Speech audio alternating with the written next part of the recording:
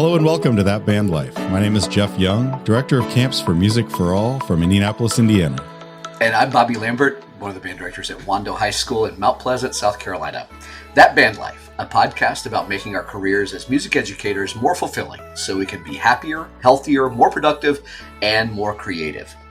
Before we get started, just a reminder, this podcast is coming to you ad-free, and you can support us by purchasing products and videos from our website, dynamicmarching.com. And probably you've got all the products you need for the fall, but if you need some stuff for the winter, or just think about us next spring, we carry Style Plus stuff and DSI stuff, and Drill Masters, and all sorts of fun stuff. When our online presence too, we also have a couple of classes that are there, including Total Program Success, which is a little bit about the program that we're going to be presenting to you today. So in thinking about program success, we do a session called Total Program Success, and the full class is online, and it's fantastic. We did that, Jeff, 2016? Mm-hmm. Before that, 2015, probably. Right before we did our Midwest clinic of the same title. That's right. And that has echoed multiple times through my career. And it actually just kind of came up one more time about whether we should go to Grand Nationals again. Last year, we were really wrestling with that. And instead of making the decision just as like whatever Bobby Lambert feels in his gut or whatever the staff feels in their gut, we kind of set some benchmarks and said, what are some things that would lead us to go to Grand Nationals, and what are the benefits for that? And I started thinking, like, how do band directors make those critical decisions? In the Total Program Success, we say that total program success is not destiny, but it's a little bit more definition and determination. And so I think that the idea of this is kind of determining what is next for your program. Like, for example, some people may be looking at indoor wins for this winter. I'm not, but I also, I have my particular needs that I'm trying to fill. There's some folks that are looking at, do we add a winter guard? Do we add a second winter guard? Do we add an indoor drum line? Do we go back to concert festival when maybe we haven't gone before? All those things conspire to really define and determine the destiny of the program. And I think there need to be some ways that we decide that, other than, hey, somebody down the road did that and they got better, so let's do the same thing. I imagine you're fortunate. You've got a great team around you. You guys try to make those decisions together as much as possible. Right. Completely. When I have a harebrained scheme, we started talking about returning to Grand Nationals 2 years ago. Mm-hmm. And I said, I think that this is something we need to do. And how do we determine how and why we should do it? Mm-hmm. Yeah, because you could say, hey, we're going to go just randomly when we feel like it. Mm-hmm. Or you could say, we're going to go every 2 years, or we're going to say go every year. Or, so what did you end up deciding? Are you kind of one-off decision-making when it comes to Grand Nationals, or are you going to try to set an every other year thing? I think that we kind of have some ideas about, depending on how this works out at the end of the season, that will tell us the frequency with which we'd like to go. Mm-hmm. And the real truth for us is we can't go every year. I think at most we could go every other, but I'm leaning a little bit more to every 3. Mm-hmm. Just because I think that allows us a couple of other opportunities in there. But again, we will see how this goes and how it can. The real bottom line is, it's not necessarily that I want to go multiple times or I want to go as much as possible. I want to go that maximizes the most bang for our buck. Mm-hmm. That ROI, return on investment, it's a pretty substantial investment for us to go. But if we have 2 years of strong kids coming out of it, strong families that have seen program excellence and seen great programs across the country and kind of can share in our vision, then that's great. If we need to do that more often, and we can do it more often, that's great too. I think when people look at certain programs, the ones that I've seen that are most successful are the ones where the band director is simply guiding. There isn't a lot of, this is exactly what I want to do right now. This is my vision for the program. Mm-hmm. So what are you have, like a decision-making matrix, or do you guys sit down and do positive and negatives, or pros and cons? What do you do? It is kind of, it's kind of a pros and cons list on steroids. So I think of it I'm going to try to describe this as clearly as I can. I try to look at it in two different angles, from the student perspective and from the program's perspective.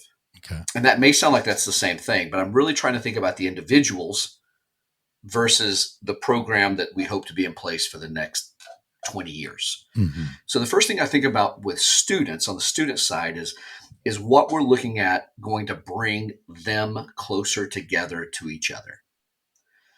If you said, like, for example, the dirty secret of Bobby Lambert is I don't particularly love marching band in the sense that I love being in front of a concert band. Sure. We're working on the Hymn Symphony right now.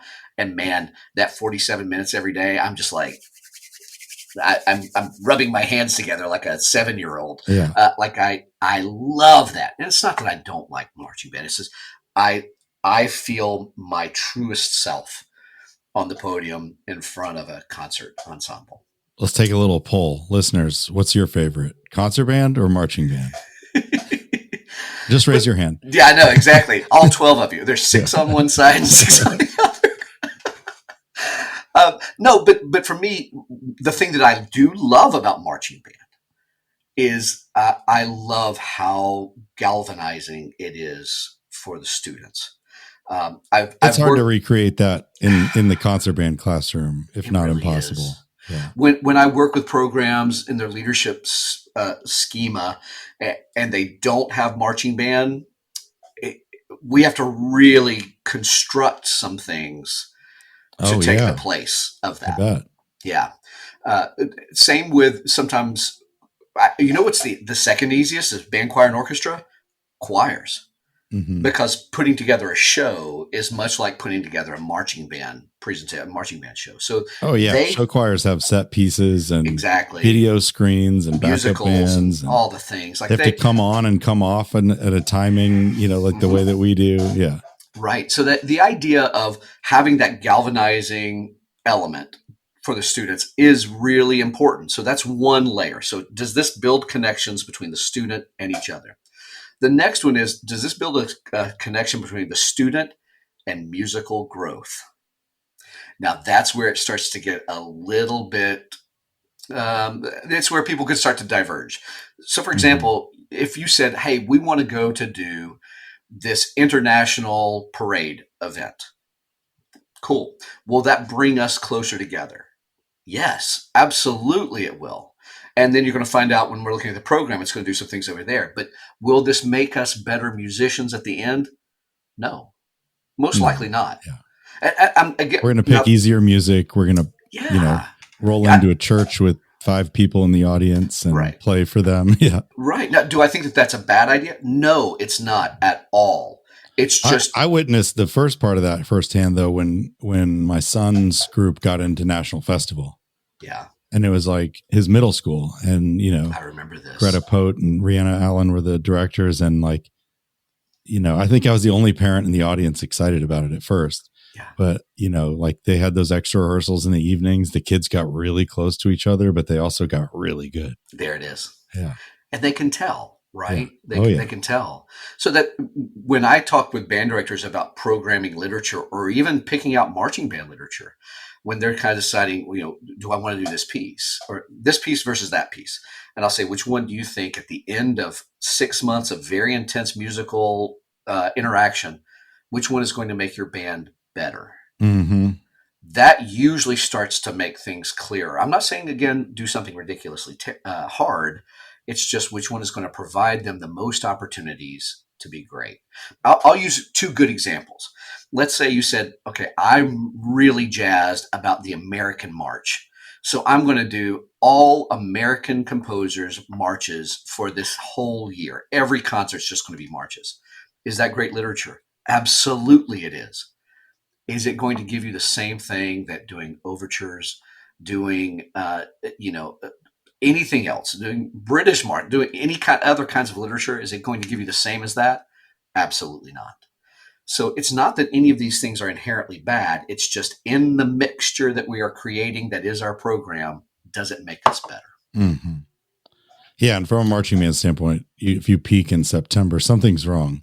If you already mastered your music in September, you didn't stretch them enough. Yeah. Right. When I have bands that tell me, "Oh yeah, the music's already memorized and learned," and it's the third week of July at band camp.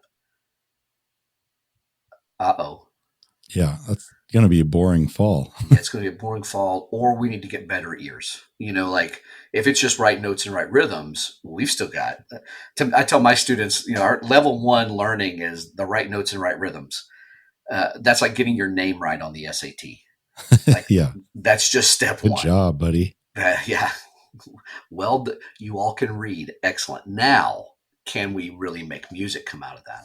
So, again, on that student side, the ones that are particular to that in determining what we do next or what literature we do next is this going to bring them closer to each other? Is it going to bring them closer to musical growth?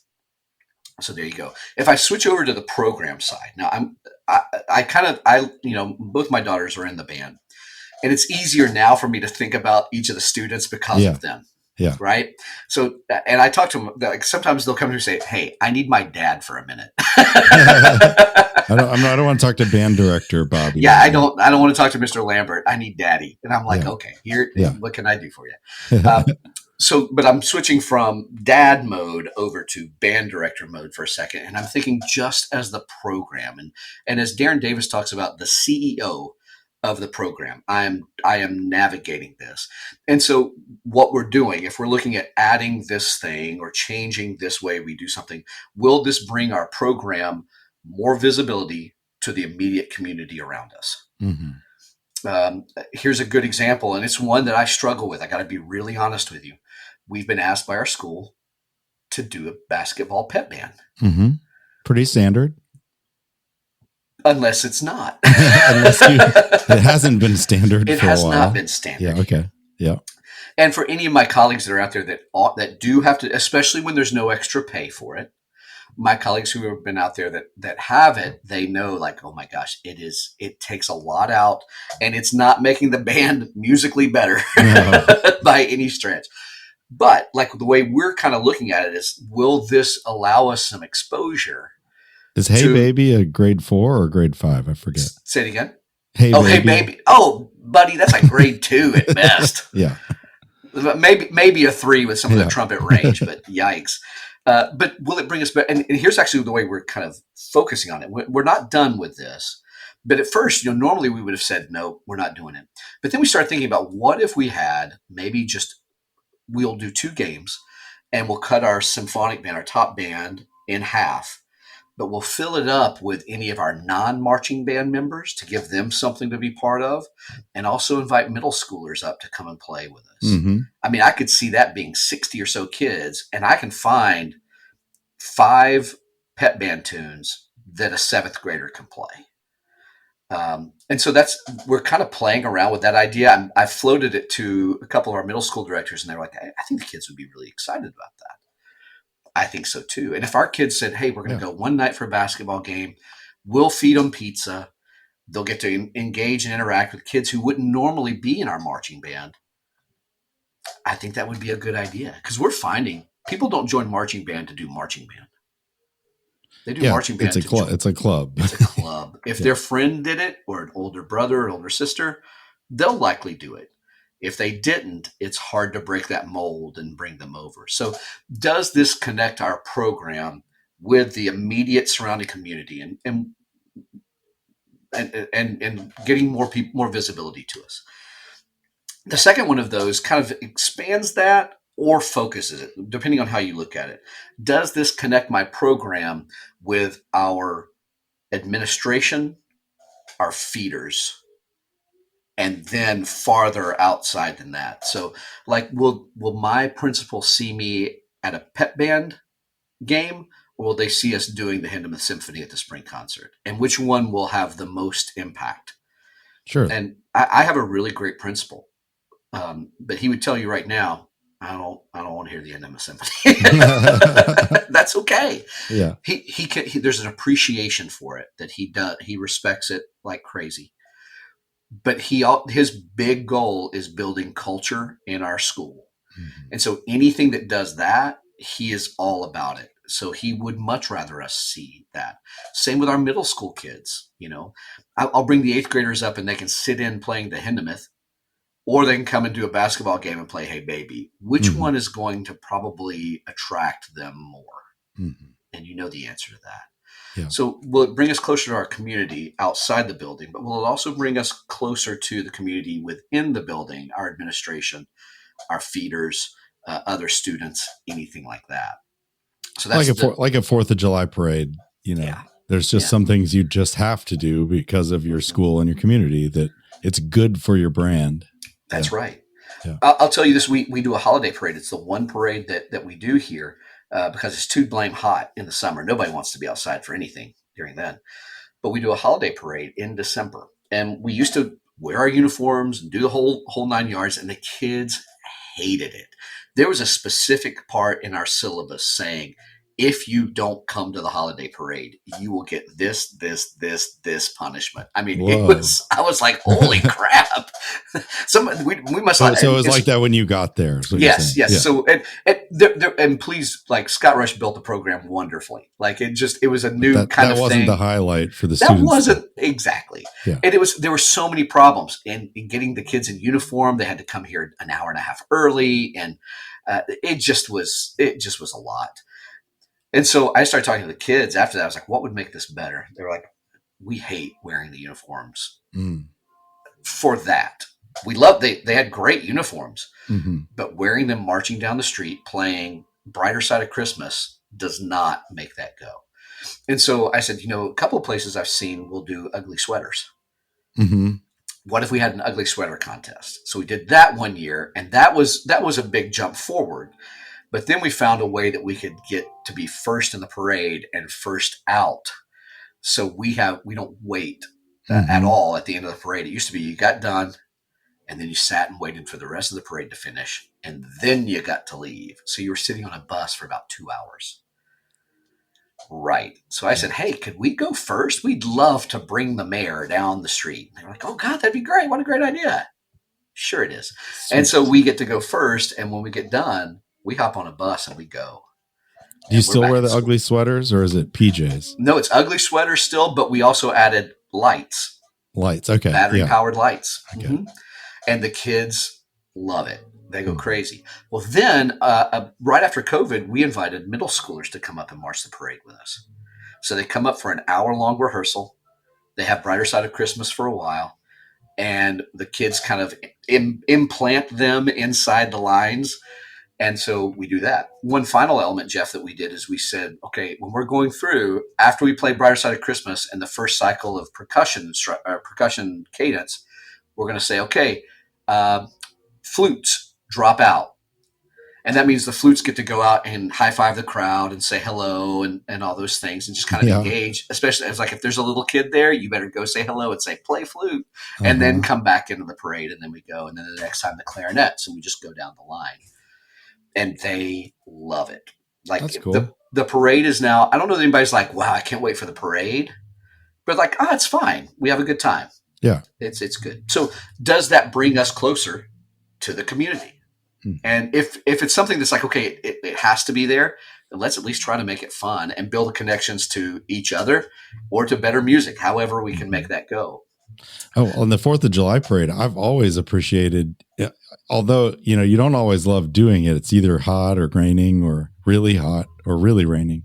But like, at least we have to march in time forward at 120 beats a minute by July 4th. See, I think that Jeff, you and I have talked about this for years. I think if I were diabolical and I wanted to undermine Carmel, the system, Yeah. I would get rid of your 4th of July parade. Yeah. I think that one thing, because of the way you guys wouldn't build, have the same sort of, yes. I'm in a hurry to get this good. But it's your June rehearsals Yeah. that I think set you guys up so well. And you're pointed toward the 4th of July parade. If I said, okay, we're getting rid of the 4th of July parade. Oh, great. We're going to wait till July to get together. Mm-hmm. Good. Excellent. Now I can take out Evil. Carmel. Isn't it weird, though? Greg Bim used to talk about how there were years that they did summer nationals and grand nationals. Mm-hmm. As we're coming up on the BOA 50th, Mm-hmm. they were talking about how he said for a while there were both. He said those were some of the strongest years at Marion because they had to have it done by this time. and then they brought it back later on, and the seniors kind of helped the younger kids while they were still there to get ready for that show the next time. He said it was just a great cycle that they were in, and then when they took one away, he said we felt the pinch of that pretty hard. Yeah. So I don't actually don't know the answer to this. So Summer Nationals, was it like you did part of your show? No, that was it. That was it. And then then you just do that for football games and there's no more competitions. I don't actually know how that worked. You probably wouldn't do your competitive show anymore. Oh, okay. So you would go like it was kind of the precursor idea of drum corps from what I understand it. They would do this. They would start, sometimes they would say in May, with the ending of school, practice through the summer, and then in July, possibly. That'd be a great question to have Greg on to talk about, but they would do the July. And then marching band for them was just going to football games. You'd show up and do a little bit.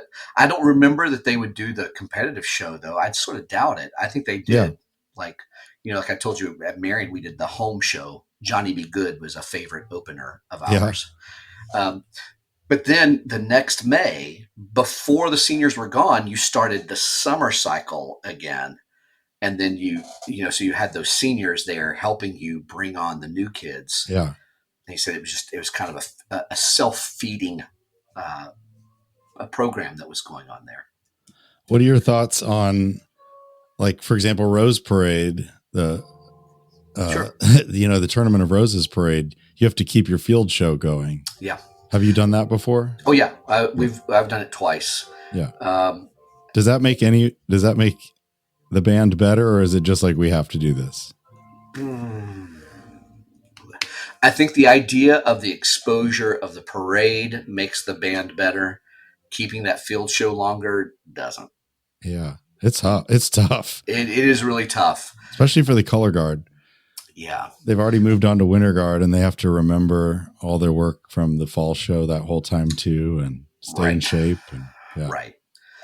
So as with all things, it's not, I don't know that there's any one thing that's going to fill up all of these connections that we have. Sure. I wanted to end with the last two because I think, I focused on ones that were student driven and ones that were program driven. Now the last two are ones that are connecting both, that I think they both have to go through. And so the first one is, I think that there has to be a connection built between the students and the program toward more or greater experiences or exposure. And what I mean by that is, we've always played grade 4 literature.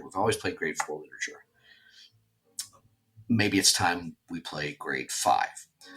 Here's another way of looking at that. We've always played white European composers.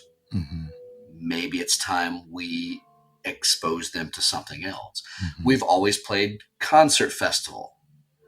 Maybe it's time we expose them to something else and some other way of doing that, because I think that improves both the students and the program when you find how can we expose them to something different or give them a different experience. So that's where, we're talking about those European parades. Like, whereas it's probably not going to make you a better musician, the exposure, the national or international exposure, or the experience of completely different cultures may be exactly what your program needs. And then the final one is the student and program connections to excellence. And here's what I mean by that. It's not necessarily just getting better music. It's more about getting them around people who are doing things better than you. That's one of the big reasons I really wanted to go back to Indianapolis, both last year at the regional and Grand Nationals this year. It's because they're going to be around other kids who are just as driven as they are. Really driven band kids at a high school are this weird anomaly. And they're, quote, band kids or bando commandos, as sometimes they're called. And they can sometimes feel like what they're doing is wrong, when in actuality, it's great. What you're doing is incredible. And your drive for anything that's this high, gosh, we want to just continue that. Yeah, even if you're going to come to Grand Nationals and get 30th, if you're going to sit in the audience and watch a whole block, you're going to see some really good stuff. Your students are going to be like, whoa, now I see why we're 30th. Yeah, right. Not 25th. Right. Like there's a lot of good in between 30th and 25th. Yeah, there. I think the thing that they'll also see is a consistency. Yeah. When you go to Greg and I used to joke about Our Lady of Mediocrity Invitational. When you go to that marching band contest, and we all know that one, and it's again nothing disparaging about local shows, but we all know that for some bands that's the biggest thing they're going to do all year, and so the production level, the quality level isn't going to quite be up there. So you have different levels. Whereas when you come to a lot of BOA events, I mean, even some of the smaller regionals, everybody's pretty good. Yeah. Nobody's coming in like we don't know what we're doing here. And so I think the kids seeing that consistency and that, okay, wait, us working hard is the norm rather than the exception. Mm-hmm. I think that's a huge message that the kids can get. Not to be I do scared too. I by think it. this is great, Bobby. And I know I haven't contributed a lot today, but I'm really interested in the topic because I think a lot of our listeners out there are struggling to know what's the next thing for my program. Yeah. And how do I even go about, if I don't have a team to discuss this with, how do I decide, right, and live with my decision? I'd say there's also something we haven't talked about, which is it's okay if you make a decision to do something new or different and it doesn't work. It's okay to just go, that's my bad. Hey, I looked at all the data and it looked like this is going to be great for my students and my community and my school and the program, but it doesn't fit for us. Is it okay if we just go back to not doing that? Yes. Well, I'll tell you, Jeff, 3 years ago, we were kind of considering not doing competitive marching band as seriously anymore. We kind of felt like maybe that had passed our community by. And so I said, hey, okay, well, here we go. Let's go to Hawaii. Let's take the marching band to Hawaii. We're not going to have any major performances or anything. We're just going to go and be like the choir gets to go do that. And like several groups get to go and do. And it failed miserably. We ended up just having to cancel it. It just wasn't going to go. And so it was like, okay, well, so if we want those kinds of competitive opportunities, we have to redo how we, teach and learn and all those things. And so here we are 3 years later, going back to Grand Nationals. So it's okay. Honestly, the failure, I don't call that a failure. It was a redirection of like, oh, wait, that's not what we want. So I've got to adapt. And students appreciate that when every once in a while you can say, hey, I messed that one up. It's on me. Yep. My bad. Yeah. So I think to close this idea, there's a great adage that I have lived by for a while. If you always do what you've always done, you'll always get what you've always gotten. And I think that I see directors doing the same thing over and over because it's easier, but it's also not fulfilling. And they come up with the same frustrations every year. I see certain marching bands that yep, they still don't play well. Or here's the one that really frustrates me. These kids play really well. They can't march. And I'm like, Jeff, I'm not trying to promote anything, but I have a dear client. We've been friends for a long time in Texas.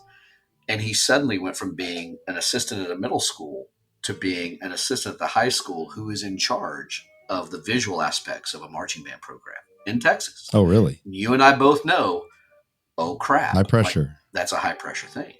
And so we sat down and he got the dynamic marching video series and went through the whole thing. And we talked through here's where I think you should start. We watched their videos from last year and said, okay, foot timing's got to be a big deal. Style of marching has to be a big deal. Here are the exercises we want to do. And we just kept kind of tweaking that with every other week, seeing where they were and what they needed.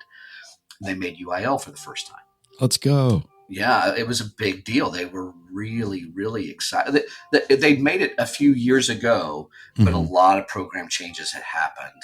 And so this was their first time in a number of years of making it back in.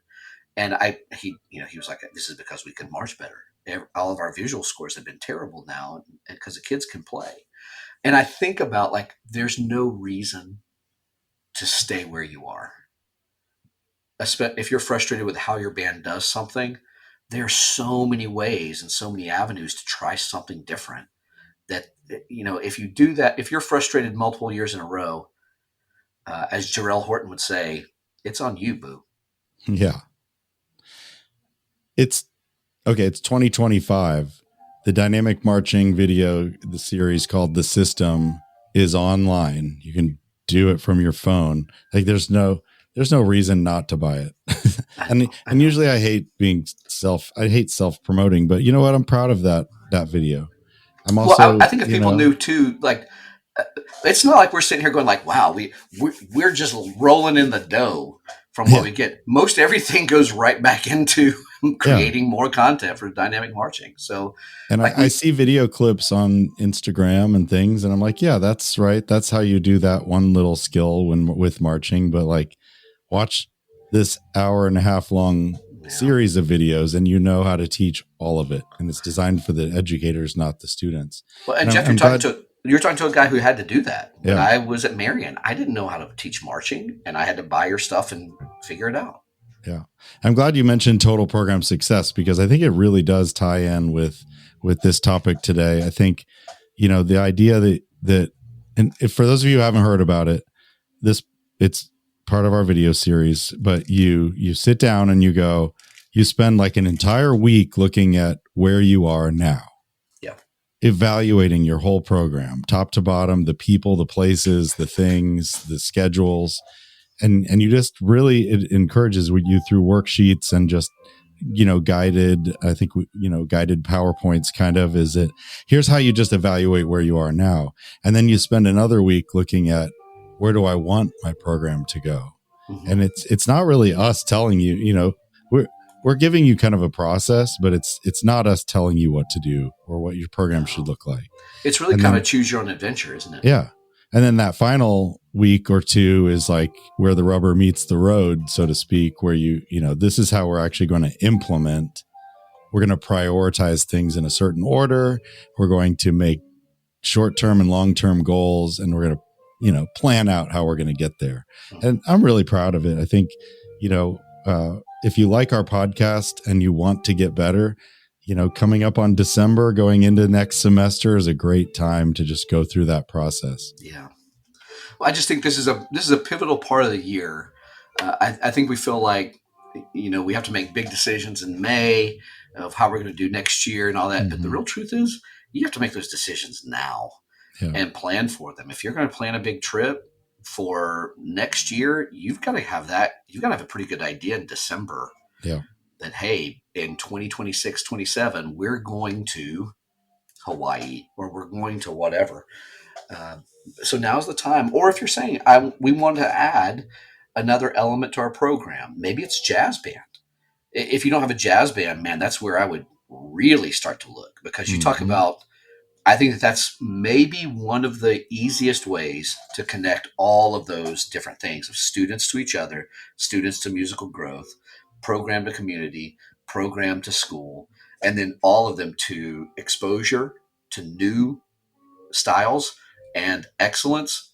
I think that it's kind of the total package. So if you don't have the jazz band, I would strongly encourage you to consider that. And it takes more time. You know how you could start your kids on jazz band? You could send them to our brand new division at camp, the jazz division at the summer symposium, Bands of America Summer Camp. Wow. Okay. I remember we had that for a while. And I do know, like, I would say this, if you already have one, man, the jazz band for the Honor Band of America stuff. Whoa. I remember. Oh, did you hear Summer Camargo is coming in this year? No. She's the trumpet player for the Saturday Night Live band. Oh, just that. Yeah. So she was a former participant in the Honor Jazz Band of America years ago, and now she's coming back to perform as like the featured soloist. See, I think that like that to especially jazz students is just as big as making finals at Grand Nationals. Yeah. For anybody else. Yeah. So yeah, those kids are crazy good. Oh my gosh. Honor Jazz Band. Yes. Yeah. And it's so fun to watch them rehearse. They're just kind of like, yeah, man. They're like the typical jazz kids. Yeah. Like, yeah, this is good. And then they just play their tails off. Yeah. It's amazing. So I hope that people will see that idea of like it's all about building connections, and the more of those connections that this event or this piece of music can merge, the more or the more return on investment it's going to give us in the long run. Yeah, that's great, Bobby. I appreciate you sharing that. And you have that written down where now? He held it up a little bit ago, which you can't see. But if we do show the video, it's here on the back of an envelope. There it is. Well, they're the ideas that are in my head. Yeah. Well, that's how last week's one was for me. I did type it out, and but it was all the stuff I was thinking about over the previous 2 weeks. So right, a good place to get it out with my friend Bobby. There are so many jokes that are wanting to be said right now about. Anyway, moving right along. Hey, we're excited about next week. From today, we're going to interview the new CEO of Music for All, James Weaver, Dr. James Weaver. Yes, I'm really excited about that. I think that he's been in the job for how long now, Jeff? 2 or 3 months. Okay, so the honeymoon's over. Yep. And so he probably has a better idea of where he wants to focus and what he wants to do, and is starting to figure out where can BOA and Music for All go in the next 3 to 10 years. So that's exciting. We'll try to have our act together and be professional. We will. Prepared.